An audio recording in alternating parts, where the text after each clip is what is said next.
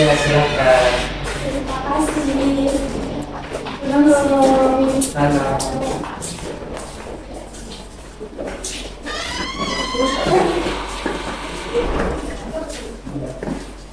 Silakan duduk ya.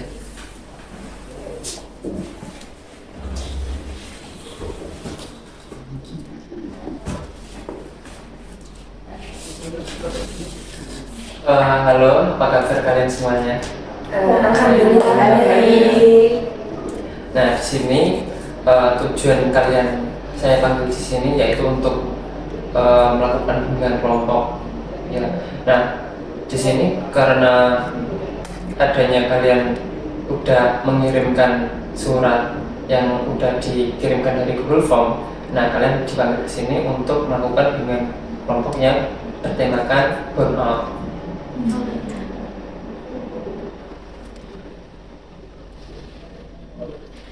Nah, sebelum dimulai bisa dipimpin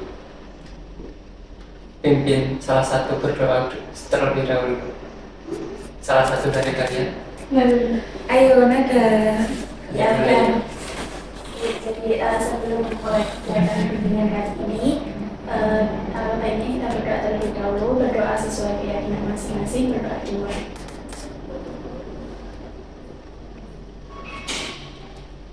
Berdoa tak akan pernah usai. Baik, karena sudah diawali dengan berdoa, dilanjutkan dengan perkenalan dari diri kalian. Dimulai dari siapa dulu nih? Nada. Ada. Siapa? Perkenalkan, nama aku Hera. Aku dari Banda. Iya, dengar ya. Oke, perkenalkan nama aku Nada, aku dari Bojonegoro. Oke, perkenalkan aku Dinda, aku dari Blitar. Perkenalkan aku Intan dari Bali. Perkenalkan aku Raja dari Jombang. Panjang sekali. Nah, di sini karena kita akan melakukan bimbingan kelompok ya. Nah, sebelum kita bimbingan, saya akan menjelaskan di sebuah bimbingan itu ada yang namanya asas. Nah, di asas sendiri itu ada 4 asas untuk bimbingan kali ini, yaitu ada asas kesukarelaan, asas keterbukaan, dan kerahasiaan, lalu kekeluargaan. Nah, untuk kesukarelaan sendiri, kalian datang ke sini secara sukarela. Iya, Iya kan? Sukarela ya? Nah, asas kesukarelaan ini kalian datang secara sukarela untuk melakukan bimbingan tanpa ada paksaan dari siapapun. Saya tidak paksa kan? Tidak, sukarela. Nah, yang kedua adalah keterbukaan. Di sini kalian prinsipnya kalian melakukan bimbingan itu tidak secara terpaksa dan tidak ada informasi yang ditutup-tutupi. Jadi kalian terbuka di sini, tidak ada yang ditutup-tutupi lagi. Jadi kalian bebas mengungkapkan apa yang kalian utarakan di sini. Yang ketiga adalah asas kerahasiaan. Nah, apapun yang kalian sebutkan di sini atau harus kalian utarakan itu tidak akan bocor dari ruangan ini. Jadi kalian mau mengucapkan apapun ya kita keep untuk diri sendiri. Nah, yang terakhir ada asas kekeluargaan.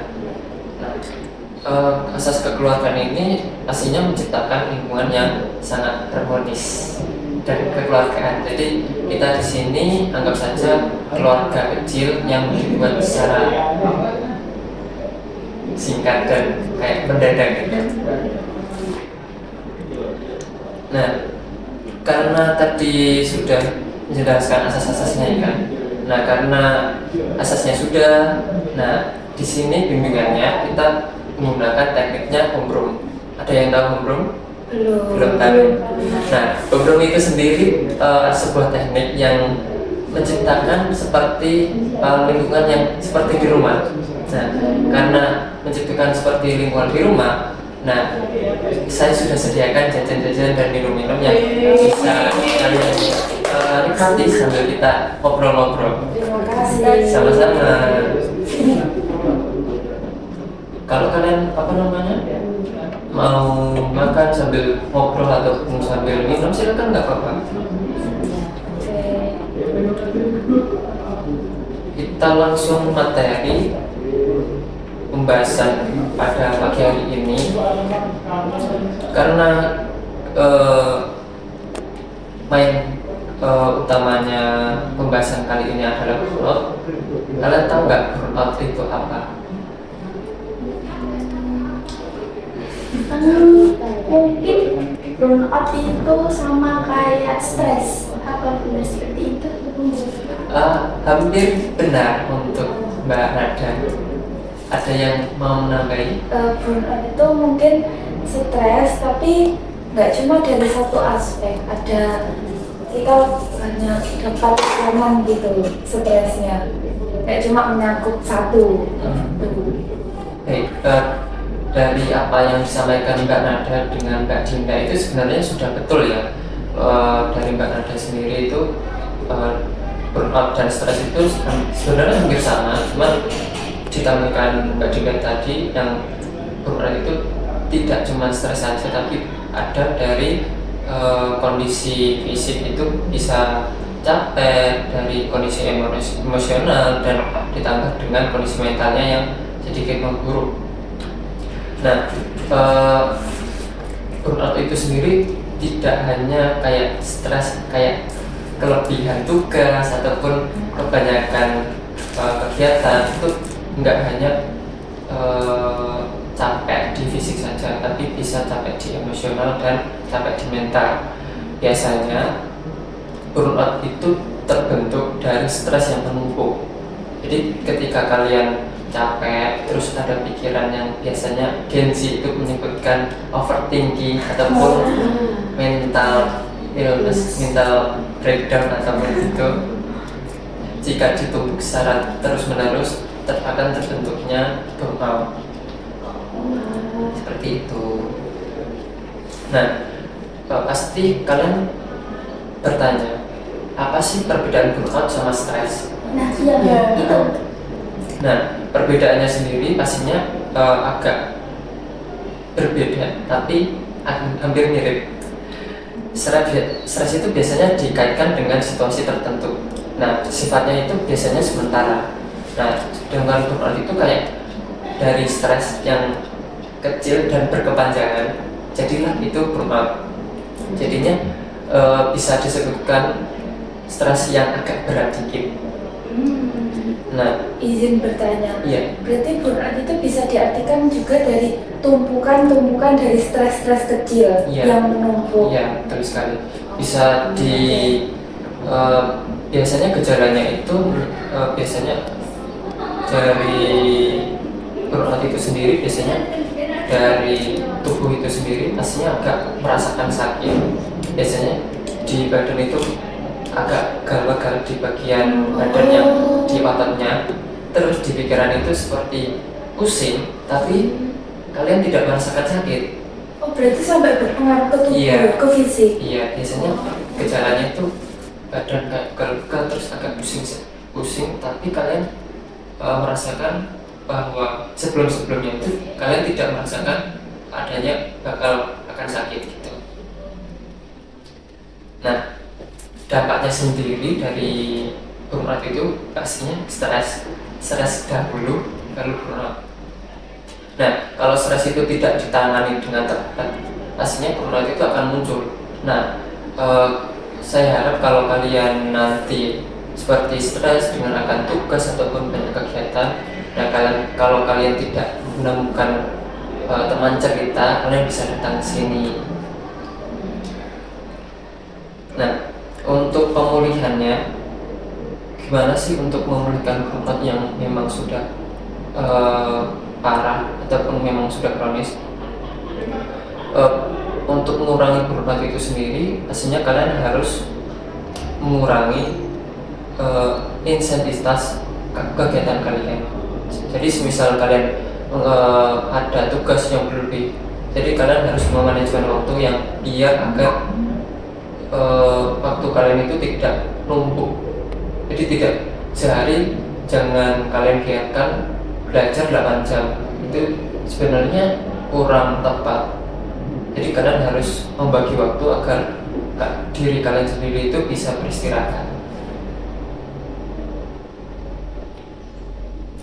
Burnout sendiri juga membutuhkan pemulihan yang lebih mendalam. Nah, untuk seringkali memerlukan perubahan signifikan seperti gaya hidup, pola makan, itu juga harus diperhatikan. Terus tidur yang cukup itu juga sebenarnya juga perlu.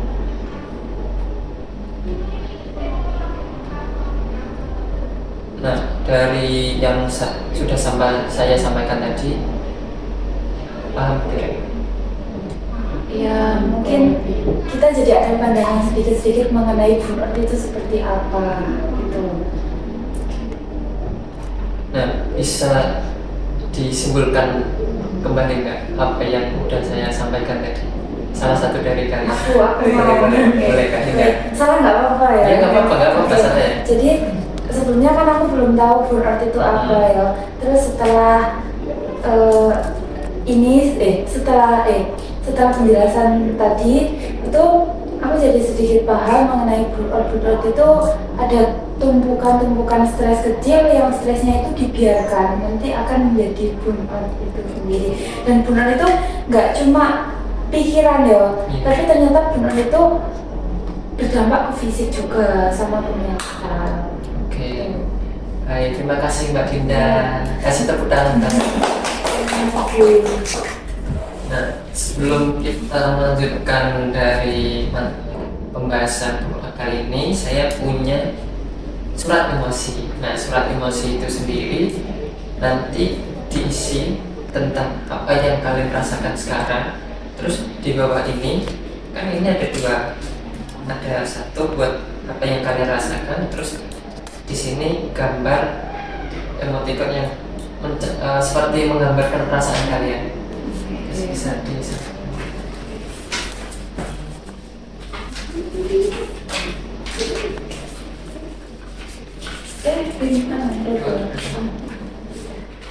Nah, ini nanti kalian isi.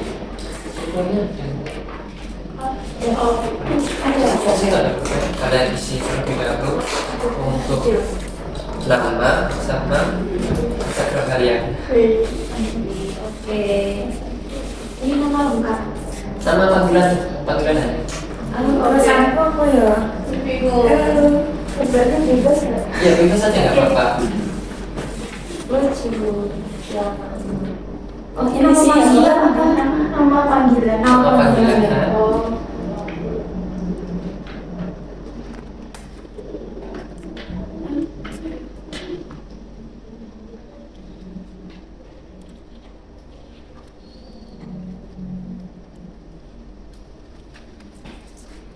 Nah, untuk kotak pertama itu tercatat apa yang kalian rasakan hari ini. Hari ini? Iya, hari ini. Sekarang. Hari ini sekarang apa yang kalian rasakan?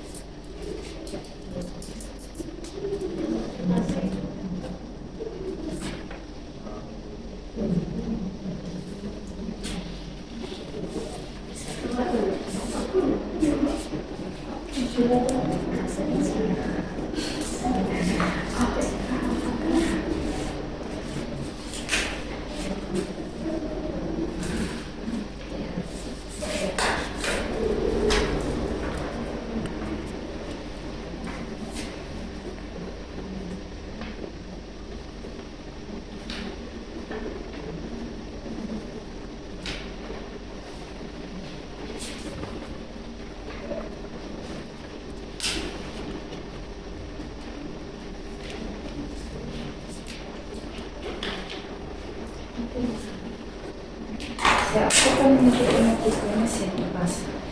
Ya.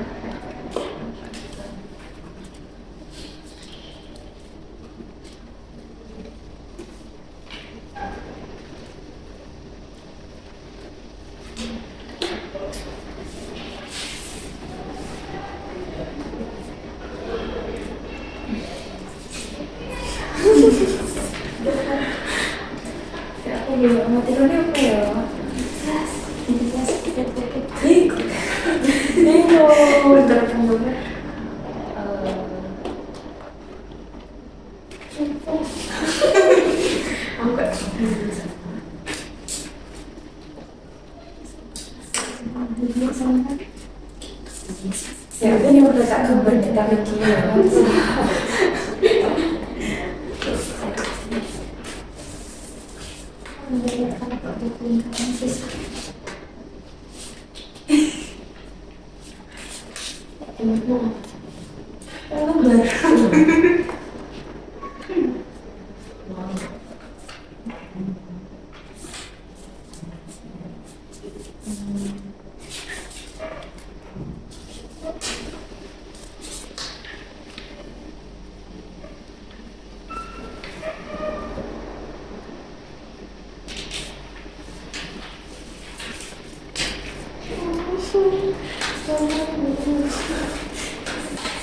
Kok tadi ini? Kalau udah dikembangkan bisa dengar. Bentar belum. Apa ya? Kering masih panjang jadi santai saja. Dia gambar. Oh.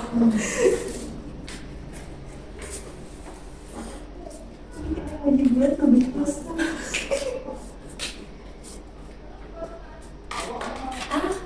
Sudah menghafal.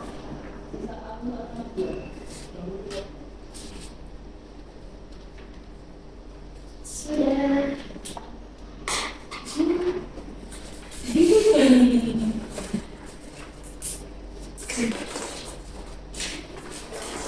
Sangat berarti ya.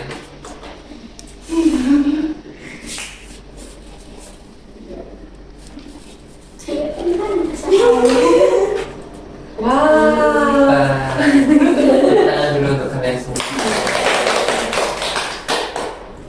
Nah, jadi barusan kan kita bahas dari apa itu tentang burnout, tentang gejala-gejalanya, pengertiannya juga. Nah, kalian kan sudah tahu burnout itu gejalanya seperti apa. Nah, nanti kalau kalian punya teman sekiranya punya stres sedikit ataupun memang sudah sepertinya ada gejala-gejala mau stres ataupun burnout, itu kalian ajak bicara ataupun bisa ajak di sini juga tidak apa-apa. Nah, selanjutnya kalian kalau mau buka jajannya tidak apa-apa, minum-minum nggak apa-apa. Boleh Nggak apa-apa. buka ya. Nggak apa-apa. Nggak apa-apa. Sama-sama. Ini.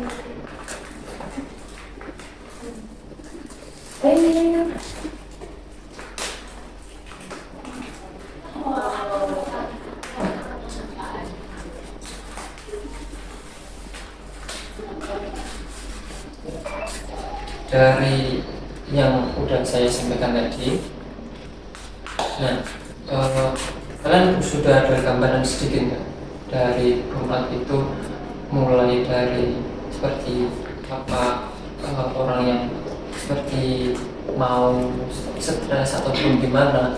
Nah, teman-teman kalian itu ada nggak yang mengalami stres sekarang?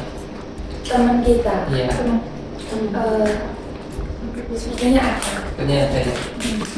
Jadi saya harap kalian bisa apa namanya bisa merangkul teman kalian yang pernah stres, jadi agar tidak malah sampai bertambah stresnya untuk menjadi korban itu seperti itu.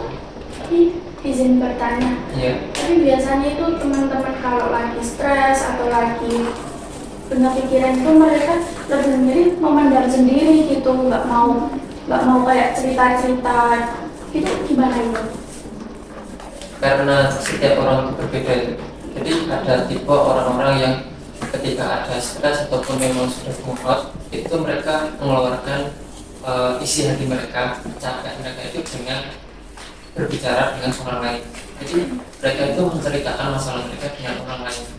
Nah, ada tipe orang yang ketika mereka mendapatkan masalah, stres ataupun burnout, itu mereka cenderung diam dan keep masalah mereka sendiri.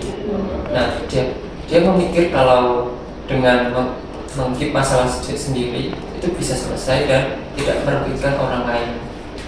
Nah, caranya biasanya orang yang seperti itu kita kasih waktu sendiri.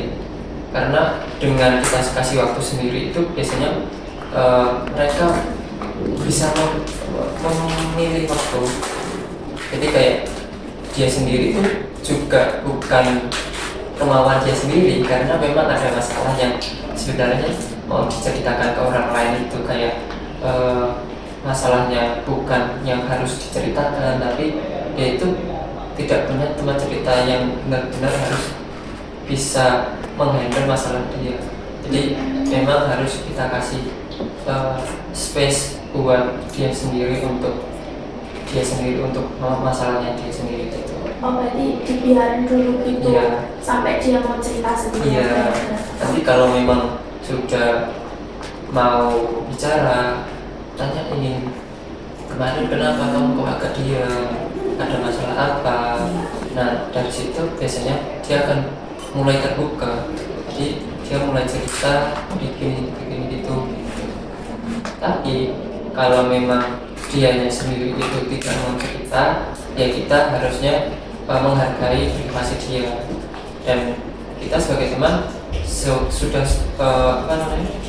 sudah berusaha mungkin untuk menjadi yang kayak kalau ada cerita, kalau ada masalah cerita aja nggak apa-apa, kalau bisa dibantu ya dibantu.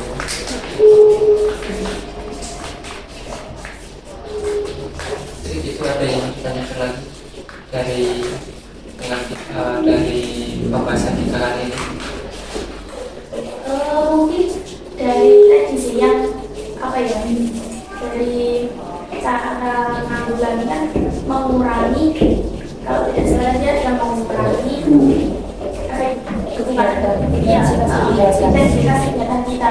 Terus intensitas kegiatan itu juga ditentukan oleh mungkin dari masukan dari mulut juga itu, terus bisa nantinya dari organisasi-organisasi yang kita ikuti. Nah itu gimana caranya gitu supaya itu bisa manajemen yang baik, soalnya kita sendiri sebagai siswa gitu kan ya belum terlalu bisa memanajemen waktu dengan itu harus diselesaikan.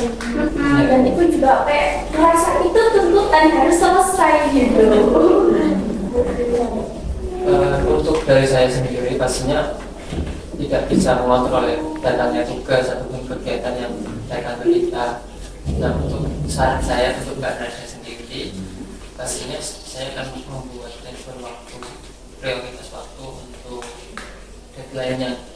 Sekiranya paling mendekati itu apa? Misal ada deadline nih hari sekarang hari Rabu, ada deadline hari Jumat, terus ada kegiatan juga hari Jumat. Nah sebisa mungkin apa yang harus dikerjakan terlebih dahulu, misal PR terlebih dahulu ya kita kerjakan mulai hari ini, atau kegiatan terlebih dahulu di hari Jumat PR-nya dikumpulkan malam jam 12. Kalau memang kegiatannya itu sangat panjang sekali, dan kita datang kegiatan lalu pulangnya nanti kita mengerjakan tugas lalu dikumpulkan pada malam hari.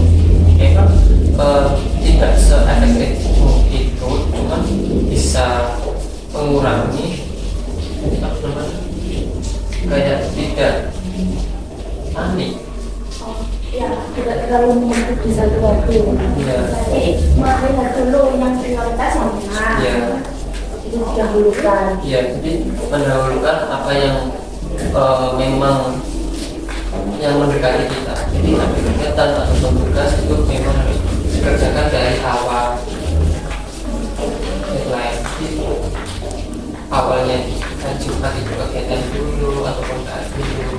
Jadi jangan kita menghandle yang jauh-jauh hari terlebih dahulu, karena memang biasanya ada orang yang mungkin yang ini mudah kita kerjakan dulu, padahal itu 1 bulan kemudian baru deadline.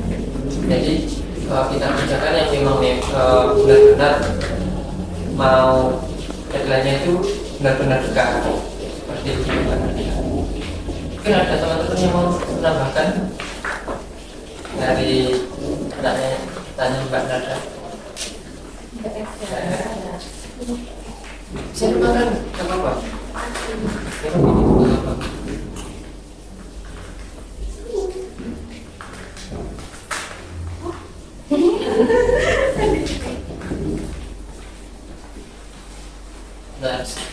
setelah apa yang disampaikan Mbak Nada tadi, ada yang mau tanyakan lagi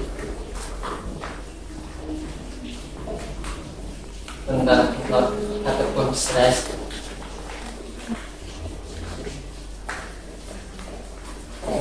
Selain Mbak Nada,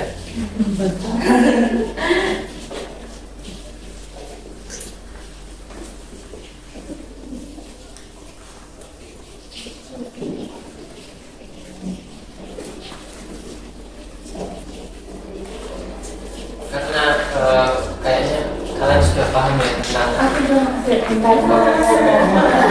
ya silakan. Kalau misal kita udah nggak posisi empat itu, kita kan kayak udah pegel-pegel semua badannya, terus kayak udah pusing. Tapi aku nggak mau sakit itu, cara mengatasi pas hari itu juga. Itu kira-kira gimana ya? Mungkin tidur atau gimana? Agak sulit juga ya, karena kalau memang sudah tiba-tiba pusing itu pastinya sudah gejala burnout. Jadi burnout itu sendiri kan pastinya dari stres yang menumpuk, bukan kayak hari itu juga kamu stres terus tiba-tiba pusing, itu enggak. Jadi dari kemarin bukan kayak seminggu 2 minggu itu bukan stres tiba-tiba burnout. Jadi burnout itu sendiri dari stres yang berbulan-bulan, bisa bertahun-tahun, itu kamu stres terus tiba-tiba ada satu momen itu memang tubuh kamu sama pikiran kamu itu nggak bisa menghandle rasa stres kamu sendiri. Jangka stresnya itu lumayan panjang ya, Iya. Udah beberapa hari terus tiba-tiba langsung Enggak, karena itu masih dikatakan stres ringan. Oh, masih tarafnya seperti Ya masih di taraf stres saja. Tapi stres pun itu juga berbahaya kalau dibiarkan secara terus-menerus. Jadi dari pertanyaan Mbak Dinda tadi, gimana kalau tiba-tiba di suatu momen itu memang badannya itu nggak bisa menghandle lagi. Nah caranya biar nggak pusing lagi itu gimana? Nah dari saya sendiri itu biasanya dibuat lebih merelaksasi diri sendiri. Jadi jangan kalau memang di suatu acara ramai terus lalu tiba-tiba pusing terus badannya kayak mau jatuh gitu, nah, bisa dibuat duduk santai, dibuat relaksasi. Kalau memang sudah tidak kuat bisa tiduran. Jadi kita membuat jangan memaksa tubuh kita untuk beraktivitas lebih berat lagi. berarti burnout itu bisa terjadi di mana aja ya? Iya, Nggak bisa. selalu pas kita di rumah, nggak selalu Iya. pas. Oh, Jadi memang burnout itu kan stres yang berkepanjangan. Jadi kalau memang sakitnya udah panjang, bisa jadi itu memang tiba-tiba sakit. Bisa di rumah ataupun di luar. Nah, kalau masih di rumah itu masih ada orang rumah. Nah, takutnya kalau kalian di luar terus tubuh kalian itu udah nggak kuat lagi. Jadi kalau kalian jatuh itu agak riskan. Seperti itu. oh, berarti burnout itu hampir mirip kayak bom waktu ya? Iya. Jadi kayak stres kecil yang nggak ditangani dan dia itu menumpuk. Iya. Jadi pada akhirnya meledak. Aku kan juga pernah lihat di TikTok itu yang masuk rumah sakit gara-gara kecapean banyak tugas itu termasuk burnout gitu. Itu Sampai sakit iya, fisik gitu. burnout itu efeknya itu sangat kena sekali di fisik, apalagi karena burnout itu menyerang fisik, pikiran sama mental. Jadi kalau memang sudah parah, kemungkinan besar itu menyerang fisiknya itu nggak cuma satu titik tapi hampir semuanya, apalagi juga menyerang pikiran.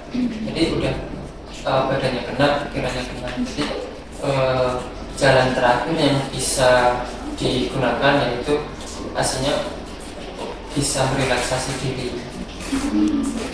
Gitu. Kalau misal kayak kan lagi viral ini ya kayak ada siswa itu menyakiti dirinya sendiri, itu termasuk dalam dampak burnout apa enggak? Soalnya kan ini tuh dari dirinya sendiri yang menyakiti dia gitu, bukan dari dalam tubuh yang sakit gitu.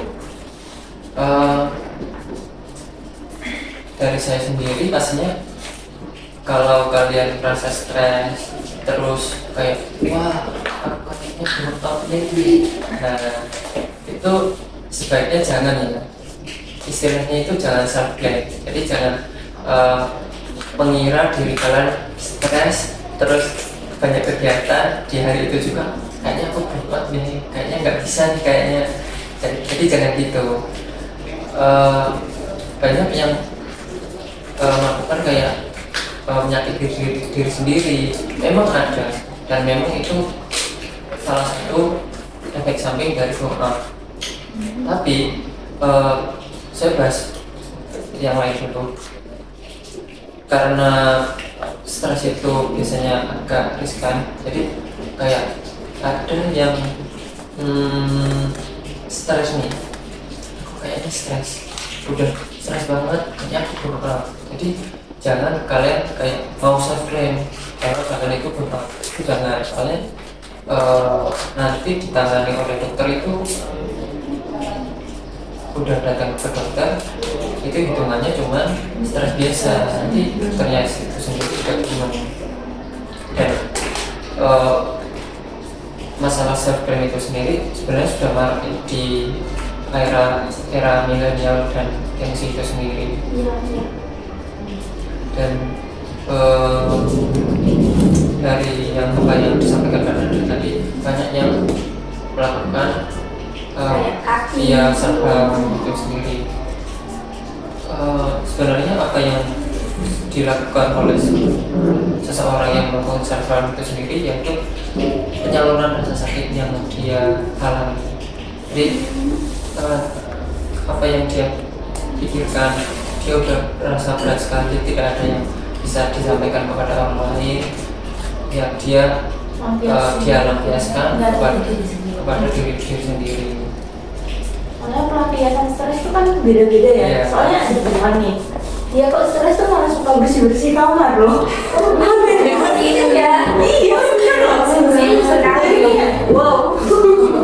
Ya, Beda-beda. memang ada yang seperti itu, ada yang melakukan self-harm, ada yang biasanya stres itu biasanya healing, ada yang healing atau jalan-jalan, ada yang stres, aku burnout nih, aku mau check out di Shopee. Dan Nanti nambah stres nggak ada duit. ada yang sebelah pusing nih dari tugas, aku mau scroll TikTok 1 jam, terus habis itu nugas ternyata dikejar. Tapi nggak apa-apa kan kalau gitu. Yang penting dia stres. Ya emang ngobrol Tapi usulannya gimana sih, maksudnya biar tahu ini tuh harus ditangani sama pihak yang ahli atau gimana biar ada olah di diri sendiri gitu. Maksudnya kayak taunya ini harus butuh bantuan atau kita dari diri kita sendiri yang masih bisa nih healing atau gimana, atau ini kayaknya udah harus ke psikolog misal gitu. Ukurannya gimana sih? Kalau untuk ukuran sendiri dari seseorang yang mau dibawa ke seseorang yang ahli, daripada kayaknya ini stres aja deh, kita temenin aja, kayaknya sudah reda sendiri. Nah, menurut saya itu sendiri kayak kita lihat dari orangnya burnout dan stres secara dengan itu berbeda ya. Nah, untuk burnout itu sendiri dari gejala orangnya itu kebanyakan agak menyendiri. Jadi dia itu memisah dari kelompoknya. Jadi semisal kalian ada teman yang burnout, biasanya itu kayak ceria, terus kayak gabung ke teman-teman kayak hai halo, terus ada momen yang memang dia itu burnout, kayak tiba-tiba kayak stres berat yang ada masalah yang nggak bisa dia handle sendiri, tapi dia nggak bisa cerita ke kalian karena takutnya dia berpikir teman-teman dia itu mengenal dia itu adalah sosok yang bahagia, terus pastinya kalau tiba-tiba dia murung, itu pasti ditanya. Karena dia itu nggak mau, dia itu ditanya-tanya tentang masalah dia. Jadinya dia itu memisah dari teman-temannya. Jadi lebih milih menyendiri. Iya, gitu ya. lebih memilih menyendiri. Kalau memang beratnya itu bisa dia handle sendiri, kemungkinan besar itu kemungkinan bakal kembali lagi ke teman-temannya dengan kayak ada masalah yang disembunyikan. Tapi kalau memang beratnya itu menggerogoti dia dari dalam, kemungkinan sendiri pasti ada yang bakal seperti tadi yang menyakiti diri sendiri. Nah, bisa kita ketahui dari kayak kebiasaan dia yang tiba-tiba berubah itu, kita sebagai teman juga harus lebih peka lagi terhadap teman kita yang mengalami stres. Nah, kalau memang sudah kayak berbeda banget, kita sebagai teman ya harus mengetahui dan kayak bukan melaporkan ke yang ahli, tapi ya kita sebagai teman, iya sebagai perantara kayak ayo kita jangan sedih, jangan ada, kalau ada masalah cerita ke kita, gak apa-apa kalau memang masalahnya agak privasi, itu cuma masalah kamu. Jadi kalau memang terasa berat, kita sebagai teman kita bantu sebisa mungkin itu. Berarti support system itu penting banget. Iya, penting banget. Kita sebagai teman juga harus saling support lah. Jadi tidak hanya teman itu kayak cuma sebatas tugas ataupun tugas kelompok, itu enggak. Jadi kita harus kalau memang ada masalah itu harus dibantu seperti itu. Itu Mbak Hera, Mbak Nada. Iya. Jawabannya sudah terjawab. Sudah. Ada yang ditanyakan lagi? Sudah ya. Jadi dari yang sudah kita diskusikan barusan, memang burnout itu sendiri lumayan bahaya untuk diri kita sendiri dan orang lain. Nah, untuk kenapa kok bahaya dengan orang lain? Pastinya orang lain itu pastinya mencemaskan kalian. Jadi jangan berpikir kalau ada masalah kalian keep sendiri, orang lain itu nggak notice, orang lain pasti notice. Burnout itu kayak membuat kalian itu berbeda dari yang biasanya, entah itu murung ataupun kebiasaan kalian yang berubah.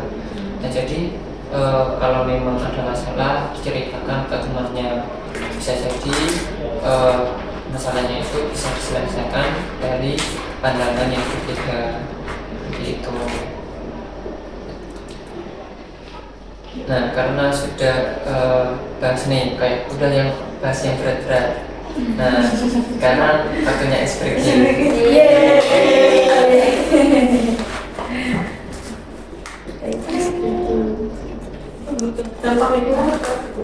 Ini ya. Nah, speaking itu kayak kalau jadi aku yang bilang, kalau aku bilang satu kiri, kalian kepalanya itu tengok kiri. Kalau ada satu tengok kiri ya. Iya. Satu tengok kiri. Kalau ada perintah batu di dalam perintahnya, itu berlawanan dengan perintahnya. Jadi misal satu kiri, itu kalian tengok kiri. Benar, satu kiri. Nah, kalau kalian ada perintah batu kiri, kalian tengok kanan. Ya. Kalau satu atas, kalian tengok atas. Kalau batu atas, kalian tengok bawah. Oke. Udah siap ya? Siap. Kita latihan dulu nih. Latihan dulu.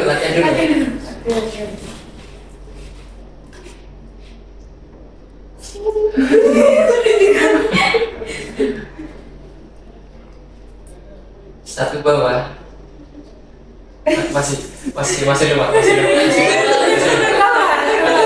Kali konsentrasi, harus konsentrasi. Konsentrasi ini satu kiri, satu tiba-tiba ke bawah. Satu kanan. Ayo. Yang salah dapat hukuman apa nih? Aduh. Harus ada hukumannya dong. Aduh. Apa? Hukumannya makan aja. Iya. Hukumannya makan aja. Berarti materi. Udah, ini beneran ya kan laki-laki. Fokus.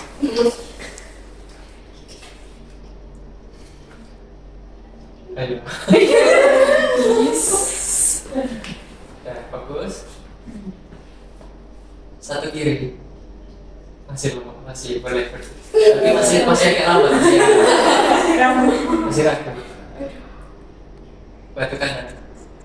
Masih lewat, masih ragu-ragu. Mikir. Batu bawah. Oke, boleh lah, boleh. Satu bawah. Boleh. Halo.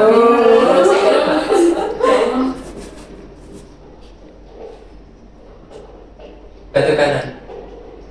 Boleh. Bisa, tepuk tangan. Fokus. Berarti kalian tidak stres.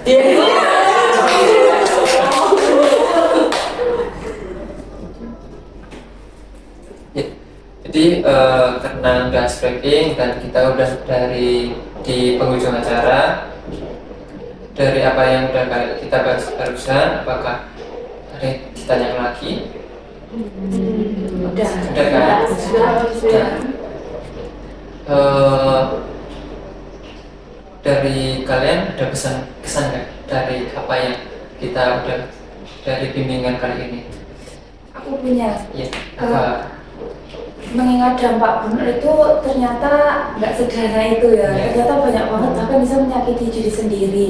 Dan ada tipe orang juga yang mereka itu milih memendam. Nah terus gimana cara mereka menyembuhkan diri kalau mereka aja nggak mau berbagi. Jadi kita sebagai teman, kita itu harus lebih peka lagi sama keadaan sekitar, apalagi sama temennya kita. Apalagi kalau basicnya dia itu pendiam, nggak ada masalah diem, ada masalah juga diem, itu kan ya lebih sakit lagi. Jadi kita harus lebih peka aja sih.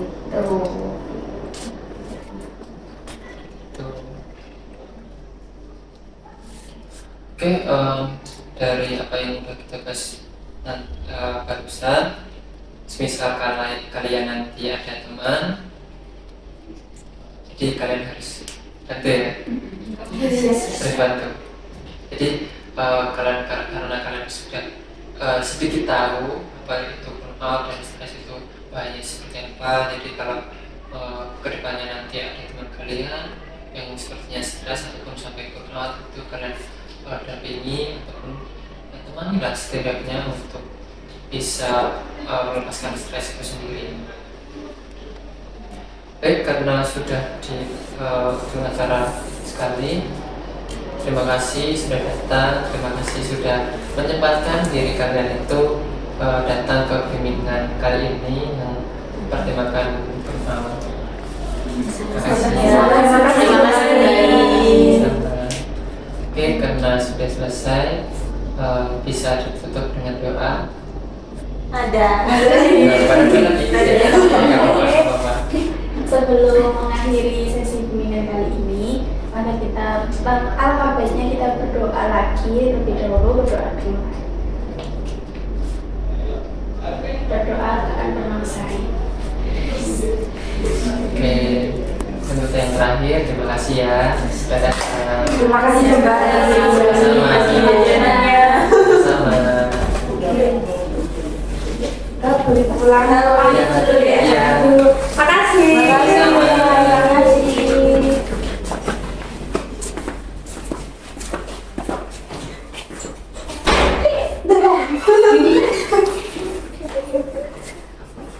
Terima kasih ya.